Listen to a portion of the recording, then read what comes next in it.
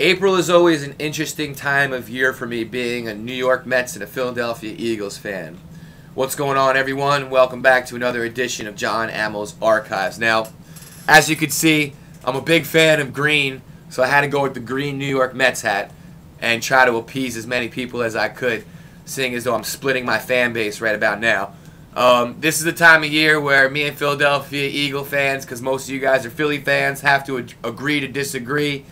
This is the time of year where you go south, I go north, and we take it all the way down to September, and then we could regroup again in the football season. So I'm going to talk a little bit about football, but primarily this is going to be a New York Met video. So getting right into it, the Mets are actually playing right now as we speak, as I'm making this video.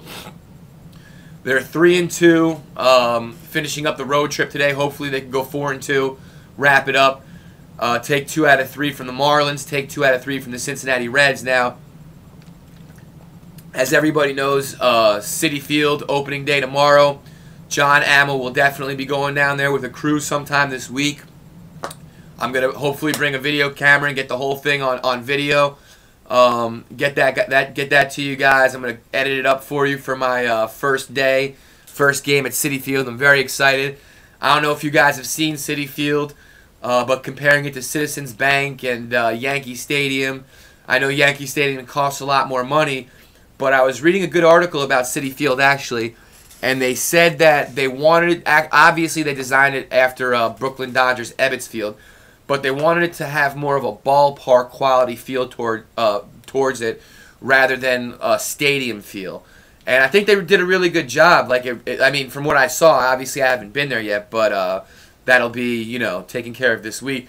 But, I looked at, a giant layout of both Citi Field and Yankee Stadium, and from what I could see, Yankee Stadium looks like a lot of steel beams and, a lot of black seats and a lot of, it looks like a stadium, and Ebbets and Citi Field looks more of like a ballpark, and I think that's the feel that they were going for. So I'm really excited to go to this new ballpark. I'm not sure what day I'm going to go there yet, but the Mets are home from Monday all the way to Sunday, with the exception of Tuesday. They have Tuesday off. So I'm definitely going to go. Speaking of live events that I'm going to go to, by the way, I'm also going to the draft party with my boy Tony Z. I'm going to get that on film too. That's going to be the 25th. So I'm going to bring the camera crew, and we're going to get we're gonna, again, hopefully get some Philadelphia Eagle interviews. I know I said I'm going to talk about the Mets this video, but I wanted to also just throw out there that I will be at the draft party. I think it's at the link.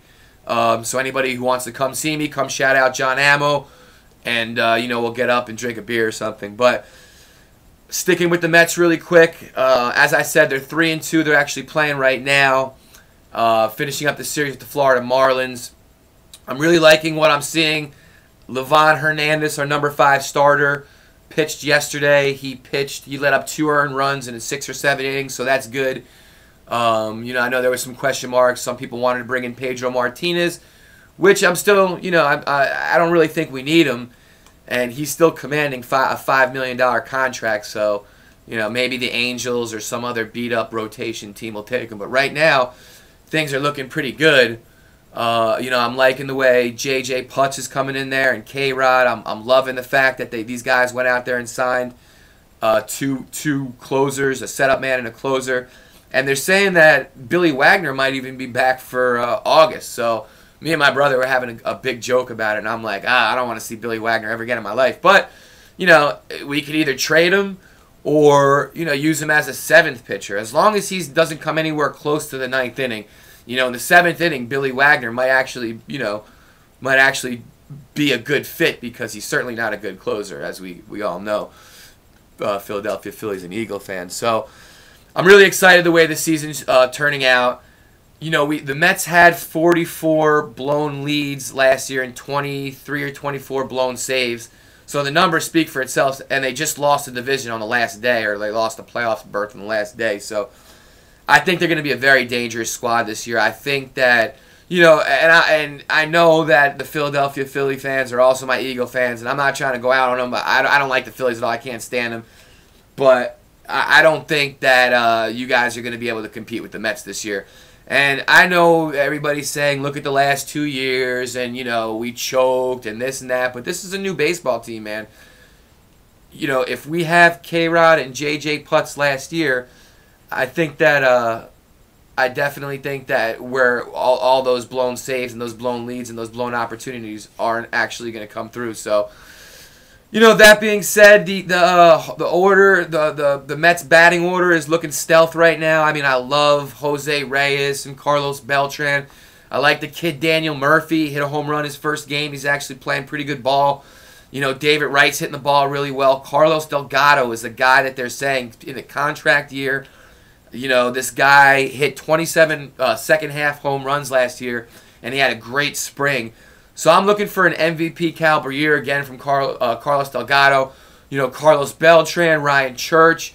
We got a little bit of a question mark at the catcher spot in Brian Schneider, but I think he'll be okay behind the, you know, explosive lineup of the New York Mets. And I'm expecting a little bit of a surprising year from Luis Castillo. I know Luis Castillo is not the most popular player on the Mets roster right now, but you know, I'm looking for him to actually put up some good numbers at the 8th spot in the lineup. One thing I wanted to say, Orlando Hernandez. I mean, I'm sorry, not Orlando Hernandez, or Orlando Perez. A little bit of a concern. I'm not really worried about him down the stretch. I know he's streaky. I know he has his good games. I know he has his bad games, but you know, it just doesn't make sense to me how this guy can go out there and pitch 3 innings of brilliance, shut down 9 batters in a row, come out there the 4th inning and then walk 2 batters in a row and let up 4 runs in the inning. And the guy has such potential, and it's you know, if there's anybody who's going to come out there and let up 8 runs in a game, it's going to be, you know, Perez. And if there's anybody that has a potential to throw a no-hitter in another game, it's Perez. And it's crazy, man. This guy's taking me through the motions this year. I need him to, you know, cinch it up and lock it down. Johan Santana's looking like a stud, man.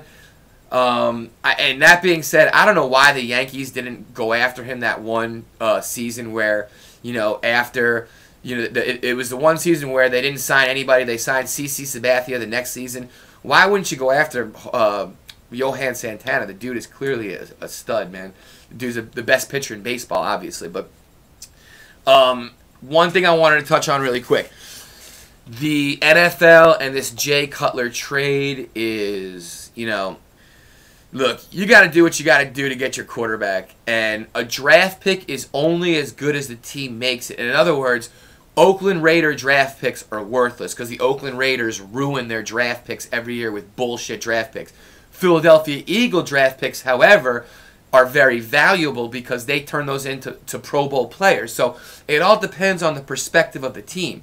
Now, I'll say that Denver Bronco draft picks are pretty valuable because they have a pretty good eye for talent. Not as good as an eye for talent as the Philadelphia Eagles. But you mean to tell me that you guys gave up a first, a third, a 6th, and a 5th, and Kyle Orton for Jay Cutler? Now, and that's not the worst part. The worst part is there's 2 or 3 or 4 other teams that are out there about to give up the same thing. Now, look, if it works out, was Joe Montana worth that? Of course, obviously. Is Donovan McNabb worth that? I believe so. Jay Cutler had one 8-8 season and one 7-9 season. I'm not saying he's going to do it. I'm not saying he's not going to do it. He is the man. He's not the man. But for what you gave up for him, he better be the man. And he better not just be good. He better be great because you guys gave up a lot of dough for this guy. And ultimately, at the end of the day, Jay Cutler, Joey Falco, Kyle Orton, Matt Ryan, and a few other quarterbacks, they're still unproven in this league. So if Kyle Orton actually surprises everybody and turns out to be as good as a quarterback, if not better than Jay Cutler, which could happen, then this turned out to be one of the biggest busts in trade history. Philadelphia Eagles, sign Anquan Boldum. Sign him now, man. Trade for this guy. I'm sorry. Oh, he's not a free agent, John Ammo. You don't know what you're talking about. All right, check me out for the draft. Check me out at Citi Field this week. John Ammo, John Ammo's Archives. Peace out. Happy Easter.